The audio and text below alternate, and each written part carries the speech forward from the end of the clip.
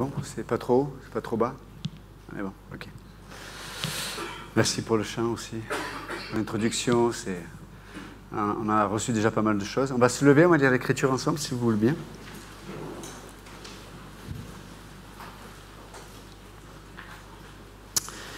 Genèse chapitre 3, on va lire les 7 premiers versets.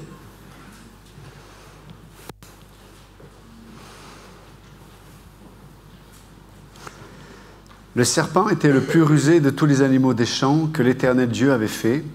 Il dit à la femme, « Dieu a-t-il réellement dit, vous ne mangerez pas de tous les arbres du jardin ?» La femme répondit au serpent, « Nous mangeons du fruit des arbres du jardin, mais quant au fruit de l'arbre qui est au milieu du jardin, Dieu a dit, vous n'en mangerez point et vous n'y toucherez point, de peur que vous ne mouriez. » Alors le serpent dit à la femme, « Vous ne mourrez point. Mais Dieu sait que le jour où vous en mangerez, vos yeux s'ouvriront et que vous serez comme des dieux, connaissant le bien et le mal. » La femme vit que l'arbre était bon à manger et agréable à la vue et qu'il était précieux pour ouvrir l'intelligence. Elle prit de son fruit et en mangea. Elle en donna aussi à son mari qui était auprès d'elle. Et il en mangea. Les yeux de l'un et de l'autre s'ouvrirent. Ils connurent qu'ils étaient nus. Et ayant cousu des feuilles de figuier, ils s'en firent des ceintures. Père Céleste, prions dans ta grâce de venir, de continuer plutôt, à parler à nos cœurs, nos vies, afin que nous puissions voir briller la splendeur de la gloire de Dieu, qui est Jésus-Christ. Dans le bon nom de Jésus, nous prions. Amen. Vous pouvez vous asseoir, merci.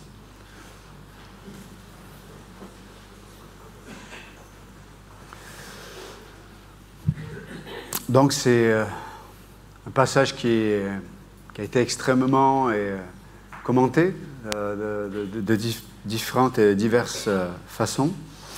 Mais en tout cas, c'est un passage qui nous permet de comprendre une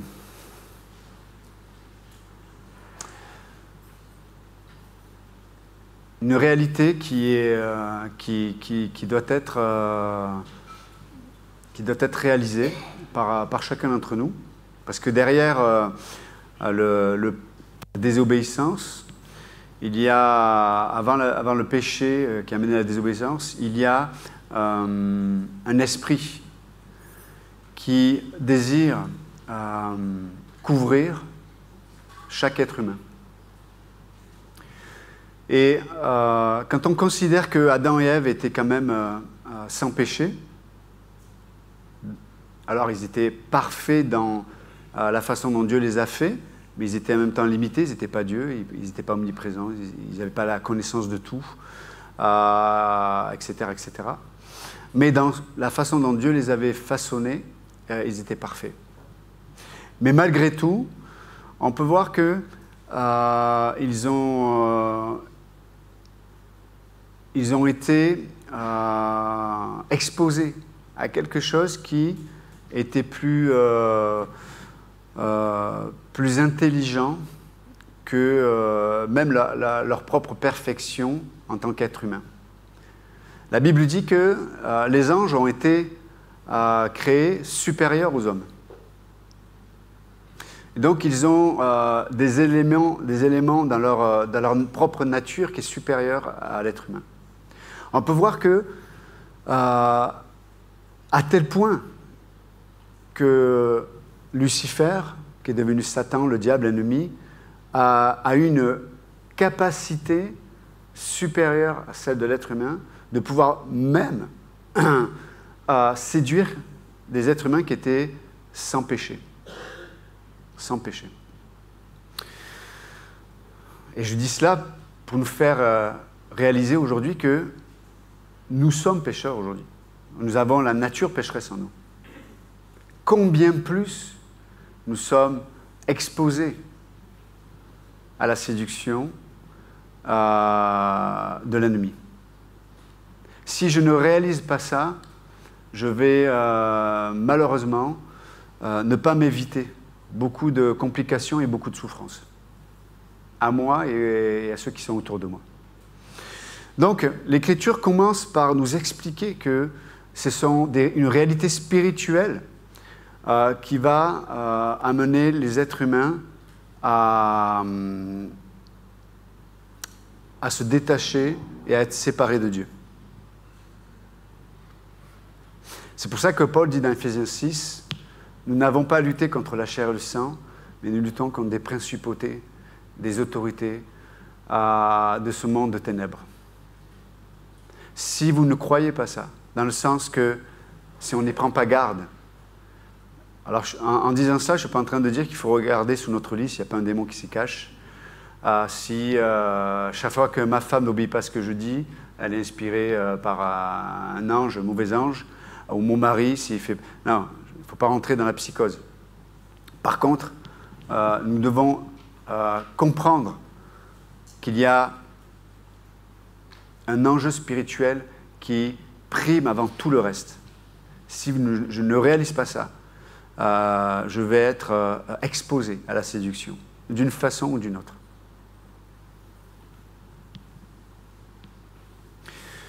Je voudrais quand même aussi souligner la façon dont le serpent a séduit Ève. Tout d'abord, le diable est au fait de la hiérarchie céleste et de l'ordre divin. Et on peut voir qu'il s'est adressé à Ève, qui était normalement l'aide d'Adam. Il faut savoir quand Dieu a donné la domination à l'homme, Ève n'était pas encore là. Et quand Dieu a dit tu ne mangeras point de cet arbre, car certainement vous mourrez. Ève a été créée juste après ça. Non, elle n'était pas présente quand Dieu a dit ça à Adam. Donc, le diable est venu s'adresser à une personne qui avait toutes les capacités de répondre à des questions. Mais au niveau de l'ordre établi par Dieu, ce n'était pas la personne qui aurait dû traiter la situation. Et il faut savoir que c'est exactement ce que le diable fait dans nos vies. Il nous amène toujours sur un terrain où on sort de la couverture de Dieu, où on sort de l'ordre divin. Et on voit que encore aujourd'hui, il se plaît à le faire dans le monde séculier, bien sûr, mais aussi dans l'Église. Et on renverse les choses, au point même où on peut retrouver des femmes qui vont devenir des pasteurs. Et aujourd'hui, c'est devenu monnaie courante. Mais ce n'est pas scripturaire. Ce n'est pas scripturaire. Et on pourra largement en discuter, Bible à la main. D'accord ? Mais l'enjeu est un enjeu spirituel. Et donc, le diable est venu sur un terrain où il a tenté dans un domaine, Ève, dans un domaine peut-être qui était un domaine qui ne lui appartenait pas. Et là, il lui dit, et le texte est assez intéressant, donc déjà, c'est intéressant de voir la tactique du serpent. Il ne rentre jamais directement dans le vif du sujet. Et c'est ce qu'il fait avec l'humanité, c'est ce qu'il fait même avec les croyants. Il ne va jamais directement venir nous tenter sur un sujet particulier. Il vient voir Ève, il dit, mais Dieu a-t-il réellement dit que vous ne mangerez pas des fruits des arbres du jardin ? Quelque chose de général, pour souligner deux choses. Qu'il y a des arbres, mais qu'il y a un interdit. C'est le but. Et donc la femme commence à réfléchir.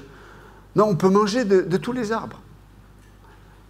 Et elle va mettre l'emphase sur l'interdit, pour dire, il y a juste un arbre, et voilà, et celui-là, on ne doit pas ni le manger, ni le toucher. Donc, déjà, elle se trompe parce que Dieu n'a pas parlé de ne pas toucher l'arbre.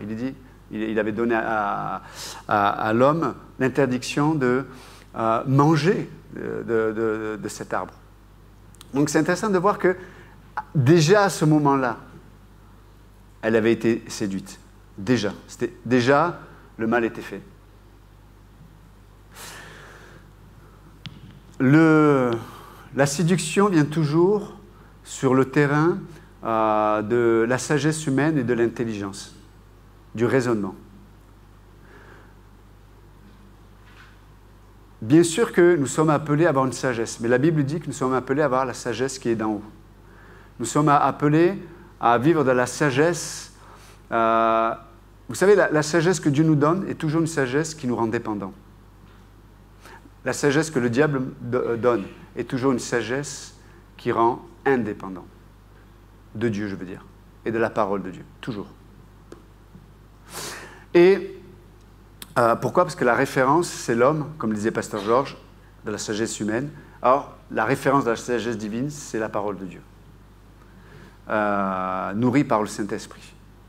Et donc, ce qui se passe, c'est qu'il amène la femme sur un terrain où elle n'est plus couverte par l'autorité. C'est exactement ce que le diable veut faire avec nos vies. Il nous amène sur des sujets, sur des raisonnements où nous ne sommes pas couverts. Où la culpabilité va régner, où la convoitise peut régner, où la logique sans Dieu peut s'exprimer. C'est intéressant parce que dans le premier siècle, lors de l'Église primitive, Paul a dû traiter, on va dire, deux courants majeurs. Le premier, c'était les Juifs légalistes qui mélangeaient la loi à la grâce. Ça, c'est l'Épître de Galates. Mais aussi, il a traité à de nombreuses reprises, dans ses épîtres, le gnosticisme, qui était présent déjà avant que l'Église arrive, mais qui sous-entendait le fait que c'est par la connaissance que nous allons arriver au salut. C'est par la connaissance que nous allons voir la lumière. C'est par la connaissance que nous allons atteindre Dieu, sinon même devenir nous-mêmes des dieux. C'est encore aujourd'hui le gnosticisme qui règne dans nos sociétés, qui est simplement, il est juste caché. Les gnostiques pensaient que, les gnostiques qui se disaient chrétiens pensaient que Jésus était un ange et non pas Dieu. Ils pensaient qu'il était l'ange le plus important de la création, mais nullement un Dieu. D'ailleurs, les témoins de Jéhovah croient ça aussi. Ils pensent que Jésus est juste un ange, l'ange le plus important. Ils ne croient pas qu'il est Dieu. Donc, on ramène Jésus à quelque chose qui est inférieur à ce qu'il est. Mais l'emphase est la connaissance. La connaissance. La connaissance. Alors, ce matin, en disant cela, je ne suis pas en train de dire que la connaissance de la parole de Dieu serait une mauvaise chose. Je ne suis pas en train de dire ça. Mais je suis en train de dire que si vous pensez qu'à travers la connaissance, vous pouvez vous affranchir de certaines choses, vous vous trompez. La connaissance, la bonne connaissance, la gnose, devrait toujours amener à l'épignosis, qui est une connaissance personnelle qui nous amène à la relation avec Dieu. La connaissance de l'Écriture, ce que Dieu nous enseigne, devrait toujours nous amener à la personne de Jésus-Christ. Toujours. C'est la finalité. Elle nous décrit, elle nous dépeint Jésus-Christ, non pas pour le voir de loin, mais pour nous rapprocher de lui. Ça, c'est la vraie connaissance. Ça, c'est la vraie connaissance. Sauf que là, la connaissance que le diable amène pour Ève, c'est une connaissance qui va malheureusement la rendre indépendante de Dieu lui-même. Et vous savez, je reviens un peu à ce que je disais tout à l'heure, le diable, lorsqu'il vient tenter, dans Jean 8, 44, il est dit que, Jésus dit, le diable est meurtrier dès le commencement. Et quand vous lisez Genèse 3, Adam et Ève ne sont pas morts sur le coup. C'est vrai ou pas? Ils ont fini par mourir, mais ils ne sont pas morts sur le coup. Spirituellement, il y a la mort est rentrée. Mais physiquement, ça a pris du temps. Ce que je veux dire par là, c'est que, et on sait que le diable a utilisé le mensonge pour amener la mort. Je vous demande de réfléchir ce matin, d'être concentré, parce que je sens un esprit de déconcentration. Soyez extrêmement attentif à ce que je dis. Non pas parce que c'est moi qui le dis, mais parce que je veux dire quelque chose qui est extrêmement important, qui peut vous aider. Donc l'onction vient aussi du peuple de Dieu qui se focalise sur ce que Dieu veut nous dire ce matin. Donc, le diable vient par le mensonge, et le mensonge produit la mort. D'accord ? Mais encore une fois, le mensonge que le diable utilise n'est pas un mensonge qui est flagrant. Vous savez, je crois que j'avais vu un film ou j'avais lu une histoire, je ne sais plus. Je ne sais pas si c'était vrai ou si c'est juste un roman, mais c'était une femme qui s'est mariée 4-5 fois, et chaque fois, ses maris sont morts. Et après, on a réalisé en fait qu'elle avait empoisonné chacun de ses maris, mais de l'arsenic, mais à petite dose. Donc ça prenait des années avant que le mari meure. Et donc les médecins traitaient, on va dire, ce que produisait, je crois, l'arsenic, mais il n'avait pas vu que c'était l'arsenic lui-même qui avait tué ces gens-là. Donc ça produisait, il y avait des conséquences physiques, et donc les médecins essayaient de lutter avec les conséquences physiques, mais ils ne traitaient pas la racine. Mais la racine, c'était que tous les jours, elle mettait une goutte, ou deux, je ne sais plus, et ils finissaient par mourir. Et ils ont réalisé plus tard que c'était elle qui les avait empoisonnés. De la même façon, le diable utilise, comme cette femme à l'arsenic, de la même façon, le diable utilise le mensonge. Une petite goutte, une petite dose, quelque chose qui peut paraître insignifiant. Mais avec le temps, alors que tu t'abreuves tous les jours de ce mensonge, ça produit la mort. Ça produit la mort. Vous savez, la vérité générale, là je ne parle plus de connaissance, la vérité générale de l'Écriture, ça ne vous aidera pas beaucoup. La vérité spécifique de la parole de Dieu est un rempart contre le poison du mensonge. Et pas simplement la vérité spécifique en termes de connaissance, mais en termes de pratique. Et encore une fois, je reviens au mensonge, parce que le mensonge, le diable utilise le mensonge qui détourne légèrement la vérité. Qui détourne légèrement la vérité. Et qui correspond un peu à ce que disait Pasteur Georges, à ce qu'il y a dans le cœur de l'homme et dont l'homme aspire. Je regarde quand la femme vit, après que le diable dit « mais assurément vous ne mourrez point ». Parce qu'elle avait dit, si vous regardez le texte, il est dit « vous n'en mangerez point, vous n'y toucherez point, de peur que vous ne mouriez ». Mais si vous regardez ce que Dieu a dit, Dieu dit « sûrement vous mourrez ». Il n'est pas dit « de peur ».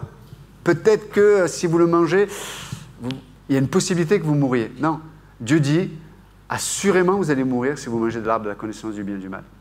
C'est pas... vous voyez, mais une petite différence change tout. Et le diable dit « assurément vous ne mourrez point.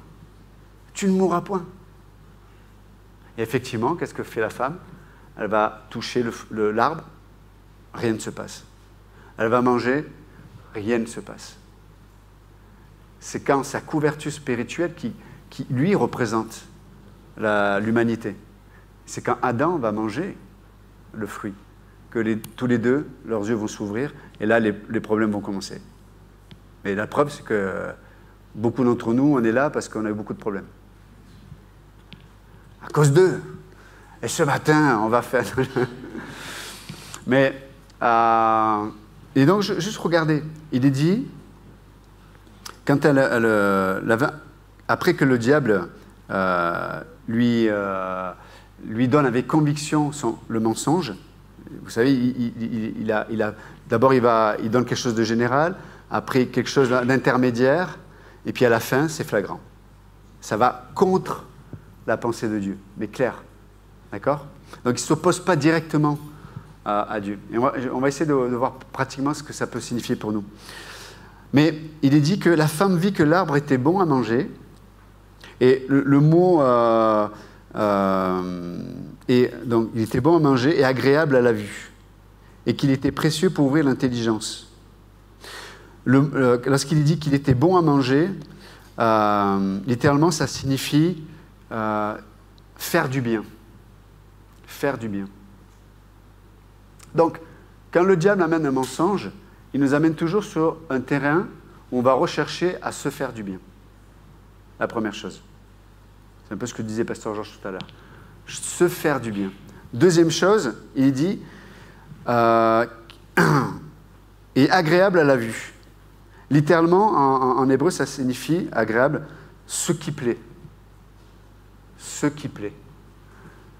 Donc, il a amené la femme sur deux choses. Un, sur un domaine où elle allait se faire du bien.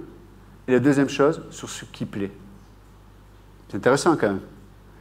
Et si vous observez un peu les philosophies du monde aujourd'hui, on est toujours sur ces deux niveaux, non? Se faire du bien et chercher ce qui nous plaît. C'est ce que Pasteur Jean nous a enseigné à l'instant. Se faire du bien et chercher ce qui nous plaît. Ce sont les résultantes d'une indépendance vis-à-vis de la vérité. Sauf que, toujours, le diable va toujours omettre une chose essentielle, c'est les conséquences. Les conséquences.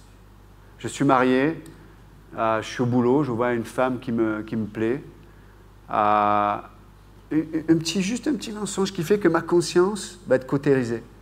Et puis, il y a un jeu de séduction, des regards, des non-dits. Et puis, petit à petit, il va y avoir un feu intérieur. Je vais avoir le désir de faire ce qui me plaît, parce qu'à un moment donné, les conséquences vont être occultées.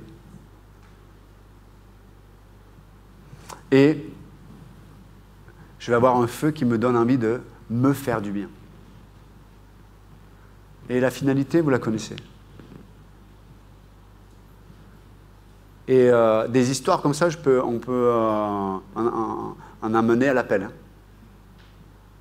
Et réciproquement, même les femmes aujourd'hui vivent les mêmes séductions au sein du travail, peut-être.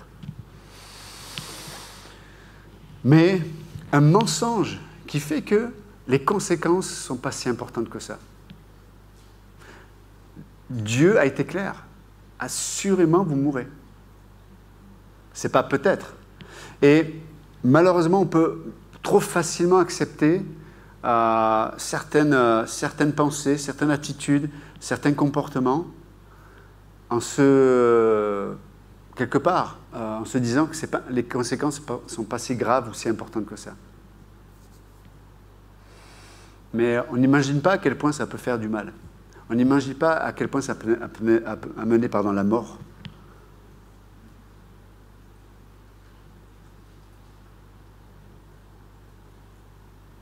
Je suis engagé dans un ministère de l'Église et je peux voir des choses effectivement qui devraient peut-être fonctionner différemment. Mais au lieu peut-être de discuter avec le pasteur ou le responsable, je commence à discuter avec les personnes qui sont engagées dans le ministère, de dire oui, c'est dommage, c'est dommage, on pourrait faire ça comme ça, c'est dommage que lui ou elle, les leaders, ne fassent pas différemment. Et on commence à injecter dans la pensée des autres une forme de suspicion sur l'intégrité ou l'honneur ou l'humilité ou la position de la personne. Parce qu'elle fait des erreurs. D'ailleurs, c'est ce que le peuple d'Israël a fait avec Moïse.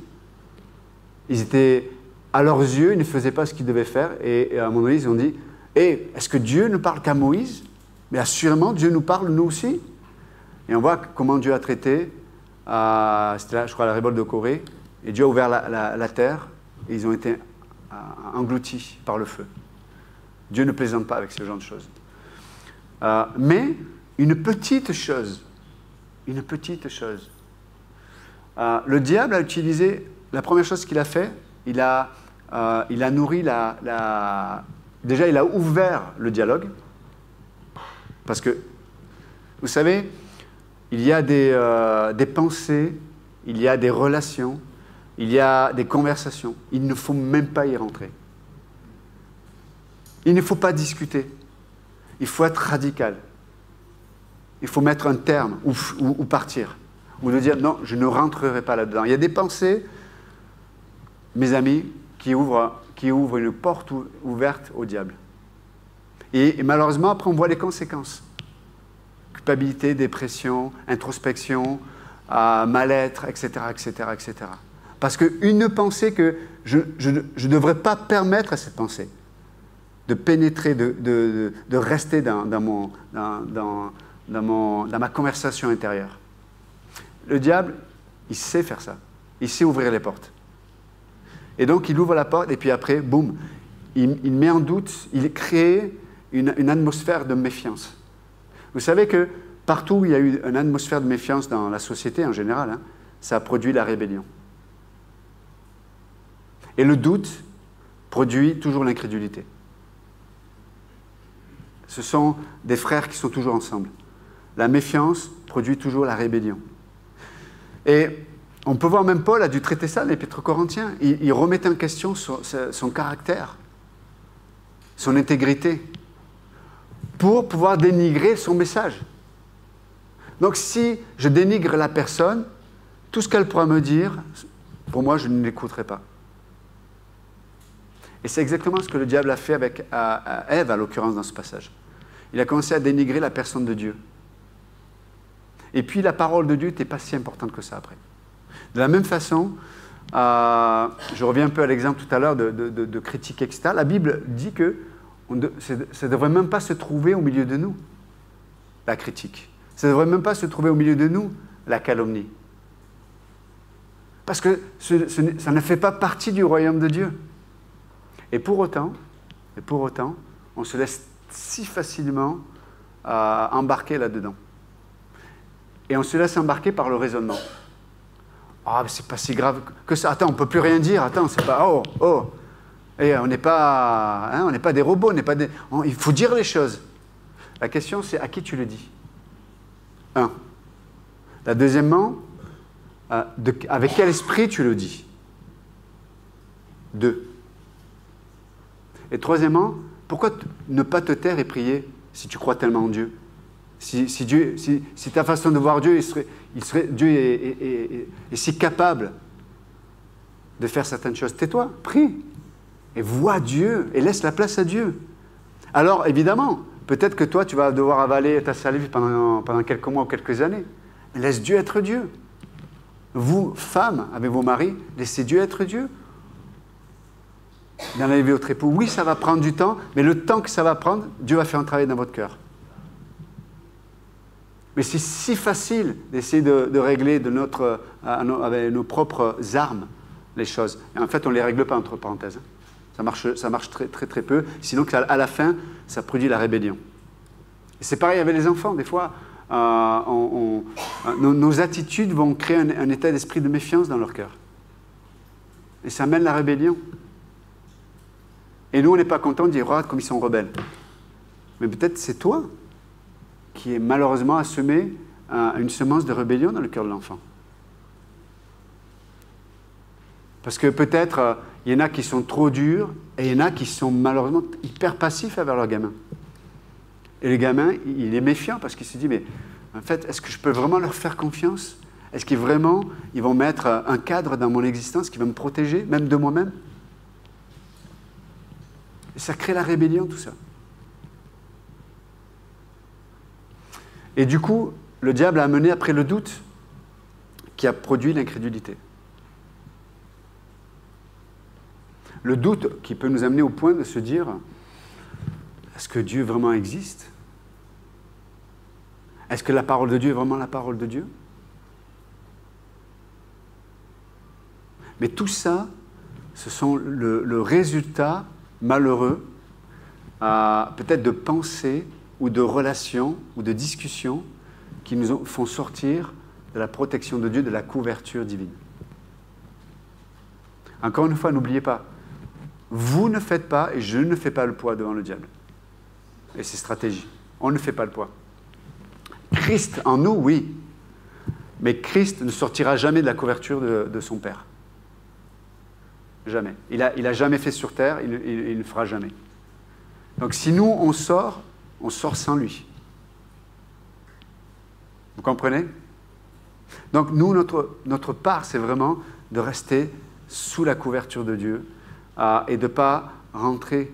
Et pour finir, c'est important le diable a utilisé aussi le facteur des sens de l'être humain. La vue, le toucher, la connaissance. Ce sont ces domaines-là que le diable a utilisés pour nous amener loin de Dieu. Ce que je vois, peut-être que je vois dans mon existence, peut-être, il y a des choses qui vont bien, des choses qui ne vont pas bien. Peut-être ma façon de raisonner. Et des fois, je peux tellement raisonner pour trouver des solutions à ma vie, mais mes raisonnements, dans le calcul, il n'y a pas Dieu. En tout cas, le fondement n'est pas Dieu. Et à un moment donné, quand j'arrive à la conclusion, je peux déprimer, quoi. Je déprime. Je dis, mais parce que avec la connaissance que j'ai, avec les faits que j'ai, avec l'expérience que j'ai, la conclusion, waouh, je ne peux que déprimer. Si c'est le cas, c'est que peut-être, alors il peut y avoir parce que vraiment j'ai une vie qui ne correspond pas du tout à l'écriture, mais des fois c'est pas ça. Des fois c'est juste simplement que j'ai eu un raisonnement qui a pris la place de Dieu. La connaissance des éléments qui m'entourent, extérieurs et intérieurs, sans les promesses de Dieu, sans la sagesse de Dieu, sans la provision de Dieu. Et du coup, je vais prendre des décisions qui vont m'exposer, qui vont exposer mon âme, ma vie, moi ou d'autres, mais qui vont m'exposer à être déconnecté de peut-être ce qui pouvait faire que je sois gardé sous la couverture de Dieu.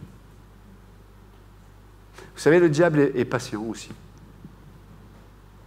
Parce que des fois, on prend des décisions qui sont selon la sagesse humaine, et puis, pendant une semaine, tout va bien.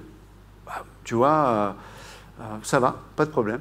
Puis 15 jours après, allez, petits trucs qui vont pas. Puis 6 mois après, ce dont j'étais convaincu hier, aujourd'hui, c'est une vague idée lointaine qui ne fait plus partie de mon quotidien. Jusqu'au point où, encore une fois, je l'ai dit tout à l'heure, les gens n'ont plus d'attente vis-à-vis de Dieu, ne croient plus réellement à la parole de Dieu. Leur vie ne correspond plus à un appel divin, à une réalité éternelle. Et ils ne vivent que pour les réalités de ce monde.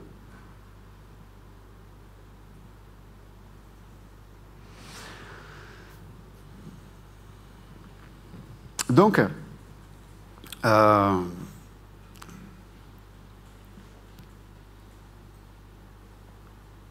faisons attention, mes amis. Est-ce que je fais le nécessaire pour rester sous la couverture? Et vous savez, ce qui couvrait l'être humain, c'était la parole. Parce que l'homme rencontrait Dieu une fois par jour, mais ce qui couvrait, ce qui protégeait l'homme, c'est ce que Dieu avait dit. Ce qui nous garde sous la couverture de Dieu, c'est sa parole. Sa parole que j'intériorise, c'est sa parole que je pratique dans ma propre existence vis-à-vis de mon culte personnel avec Dieu, mais que je pratique dans mon foyer, que je pratique dans mon intimité avec mes amis, avec mes conversations. Donc, hier on en parlait avec les gars du Dorton, on disait, mais faisons attention à l'esprit du moqueur. C'est quoi l'esprit du moqueur? Ah, t'exagères, tu t'exagères, pasteur, quand même. Alors, t'exagères. D'avoir une relation sexuelle avant le mariage, du moment où ils s'aiment, et puis que peut-être dans 10 ans ils vont se marier, il n'y a pas de problème. Ah bon? Ok, d'accord, j'exagère, c'est vrai. Mais de dire les choses telles qu'elles doivent être dites. Alors, pasteur, n'exagère pas, il faut dire les choses. Ah oui, c'est vrai, j'exagère, c'est vrai.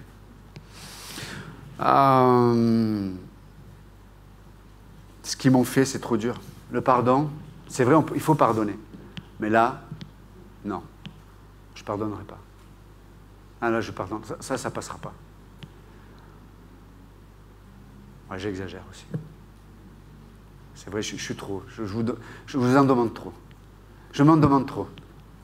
Les amis, c'est pas ce que moi je dis, on s'en fout de ce que Johan dit. Mais qu'est-ce que dit l'Écriture? Est-ce que l'Écriture exagère? Mais le moqueur va amener un esprit d'exagération.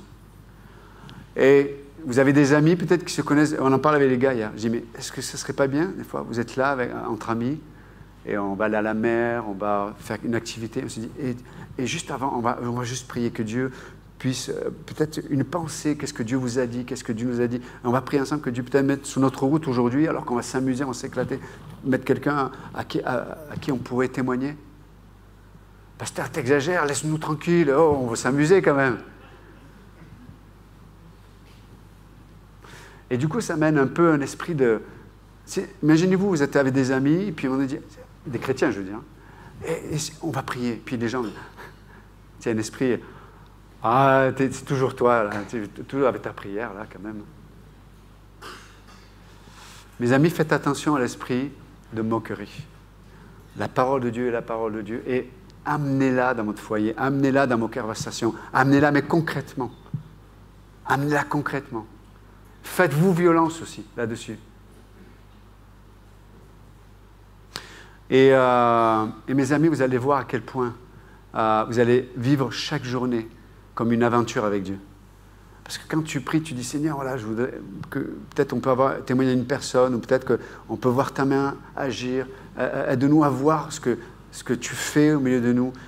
Et là, on commence à voir peut-être ce que mes yeux ne voyaient pas. Et ça peut nous donner de la patience, parce que du coup, on peut voir peut-être ce que Dieu fait dans mon mari. Je peux commencer à voir ce que Dieu fait dans mon épouse, je peux voir ce que Dieu fait dans mes enfants. Des petites choses. Mais Dieu nous montre. Parce que c'est lié peut-être à cette dépendance qu'on a vis-à-vis de Dieu à travers la prière, etc. Et ça nous encourage. Ça nous aide à continuer dans la patience, à persévérer dans la patience peut-être. Donc, restons sous la protection de Dieu qui est sa parole. C'est pour ça que je finis cette pensée. La priorité des priorités de chaque croyant devrait être de scruter l'Écriture, de chercher l'Écriture, de chercher la profondeur, de la garder, ce que Dieu pense, pas de façon générale, mais ce que Dieu pense de façon spécifique. C'est notre privilège. Vous imaginez, Dieu nous a donné ce bouquin-là. Il dit, les gars, elle est pour vous. Et rencontrez-moi à travers cette parole. Soyez protégés à travers cette parole. Parce qu'il y aura bien des tentations. Il y aura bien des mensonges. N'oubliez pas, le mensonge est là pour amener la mort. Le mensonge amène toujours la mort. C'est pour ça que le diable est meurtrier depuis le commencement, dès le commencement. Et malheureusement, c'est ce qui s'est passé dans la vie d'Adam et Ève. Donc, Seigneur, merci encore pour ta parole ce matin. Nous prions, voilà, juste que ce qui venait de toi, Père, puisse faire écho dans notre cœur, dans notre esprit, dans nos décisions, dans nos vies. Seigneur, tu connais à quel point nous sommes fragiles, nous sommes faibles. Mais Père, tu as dit que celui qui est en nous est plus fort et plus grand que celui qui est dans ce monde. Aide-nous à rester sous ta couverture, la couverture de la parole de Dieu. On veut la scruter, on veut la garder, on veut la pratiquer, on veut la manger, on veut la garder dans nos cœurs, dans nos pensées. On veut qu'elle sorte dans les conversations avec nos amis, avec nos frères et sœurs, dans les ministères. On veut Seigneur, on veut rester sous ta couverture, sous ta protection. Sous ta protection, Seigneur.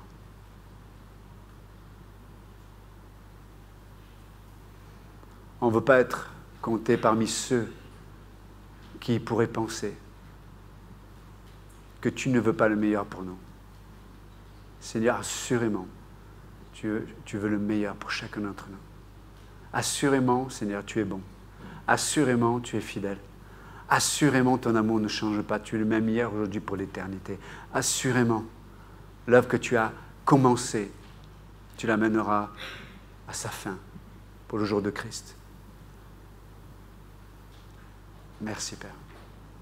Et si quelqu'un ce matin est ici, il ne connaît pas Jésus-Christ, si vous n'avez jamais eu l'opportunité d'avoir une relation personnelle avec Jésus-Christ, alors que les têtes sont baissées, les yeux sont fermés, et c'est entre vous et Dieu, ce n'est pas pour faire partie d'une église ou quoi que ce soit. Ce matin, c'est de prendre une décision, de vous placer sous la couverture de Dieu, la protection de Dieu, et d'accepter Jésus-Christ comme votre sauveur. Ce matin, vous pouvez juste lui dire, Jésus, peut-être j'ai entendu parler de toi, mais réellement, je ne te connais pas. Et Seigneur, je veux que ça change aujourd'hui. Je m'abandonne à toi. Je te donne mon cœur. Que je puisse voir ta main, que je puisse voir ta présence dans mon existence. Et si ce matin, vous avez reçu le Christ en disant, sauve-moi, je crois que tu es mort pour mes péchés, je crois que tu es ressuscité. Si ce matin, vous avez fait cette prière dans votre cœur, alors que les têtes sont baissées, les yeux sont fermés, je vous demande de lever la main, c'est entre vous et Dieu. Juste pour signifier à Dieu que vous prenez une décision radicale, éternelle. Donc si quelqu'un ne connaît pas Jésus-Christ, si vous voulez donner votre vie à Jésus-Christ ce matin, vous pouvez juste lever la main, dire « Seigneur, je t'offre ma vie ». Et si vous êtes ici, vous êtes peut-être croyant, peut-être Dieu vous a dit une parole, quelque chose ce matin, qui vous a montré peut-être que vous étiez sorti de la protection de Dieu, de la couverture de Dieu. Vous pouvez juste simplement, dans votre cœur, en un instant, dire « Seigneur, je veux revenir. Seigneur, je veux me placer dessous ta couverture. » Et là, on peut juste le faire. C'est entre nous et Dieu. Donc, merci Père pour ta fidélité ce matin. Merci pour ta parole. Nous prions ça dans le bon nom de Jésus. Amen. Merci à vous.